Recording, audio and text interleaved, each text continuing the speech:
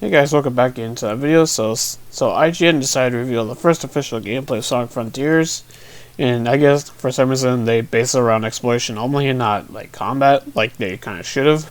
But anyway, we'll get to that later. So I took screenshots from initially watching it, so we'll take a look at that after we show the footage itself, so you can see for yourself. Then we'll go on from there. So enjoy the video. Okay, now that that's out of the way, so let's go over the actual images I took, and then we'll go, I'll give my final take on what did I think of the footage. So, here we go. Okay, so in the opening, it seems that, the person who was speaking saying that this was, I guess, the opening of the game, so take that what you will. And in this shot, we see Sonic looking over, I guess, a section of the open world where you see the waterfall and all that. And I guess there's some bridges, I guess. But nothing really too much to go on there. Anyway, moving on. Next up, we have this shot right here where Sonic is actually punching these crates, and I guess there you go. You got punches to use in combat, I guess. So, you get some purple orb coming out of that, or purple/pink orb coming out of that. I wonder what that is supposed to mean. Who knows? Anyway, moving on. Now we got this one right here, like where purple coins. That kind of, like, that sounds like similar to, like, Mario Sunshine where it was like blue coins. I wonder what these purple coins would be used for. That's interesting, because obviously rings is still a thing, so it's not in that role. Something else entirely. Who knows? Anyway, moving on. Now we got this shot where Sonic is actually climbing one of those towers that we keep seeing around. And curiously, you also have the option to just wall run instead of climbing, so because they actually end up wall running when they get close to the top. So anyway, next up we have where they reach the top of the tower, and it seems that you can actually go down the rail, which they do, as you'll see in the next shot. Or I'm hoping that you could just straight up just jump down. Like, that would be really cool if Sega actually lets us do that.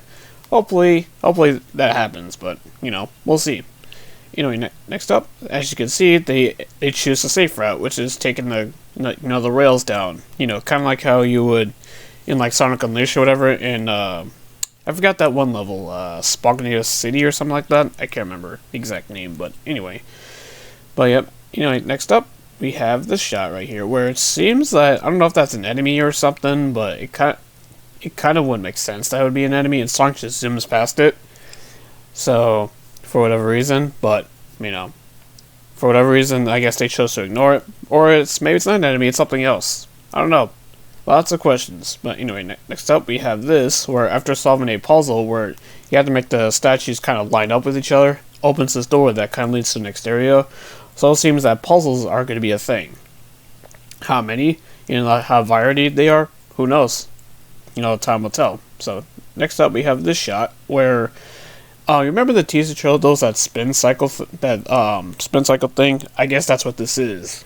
Like where you run in a circle, and after doing that like 2 other times after this one, it does it sends out some kind of wave or something that kind of reveals this, and I guess it gives like some pulse that shows more I guess maybe collectibles from what it seems like. So like fruits or whatever. I wonder what the fruit would be for. I don't know. Who knows? We'll see. Anyway, next up we have this shot where it seems Sonic has some kind of new ability, some kind of mid-air dash, and when you activate it, it sends out some kind of ripple effect. Maybe it's kind of like a mini shockwave or something that could stun nearby enemies, maybe giving you like a temporary advantage, if not outright kill them, depending on if you can upgrade it and all that. But anyway, last final shot we have this where we saw in that 30-second tease yesterday where it looked like Sonic has this wheel that seems like powering it up, and it sends out a little pulse that reveals more things to collect on the map, and that ends the gameplay showcase. So what do I think? I think the exploration is good, but Sega, if this game really needs more polish, delay it again. And obviously get feedback from people, obviously, because this game needs to be good. So, and as for IGN, why did you not show any combat? Come on now. Because the 30-second tease had combat, and that got people excited for it. So, I mean, come on now. overall, I think the game does have promise. So I'm really interested in it because it looks pretty darn solid. Because I think they nailed it. I think the one thing that they absolutely nailed with this is the traversal, because it looks like a lot of fun to actually just explore this world, and I really hope that we could just, we could actually go up all those towers and we could just simply drop down. I really hope so.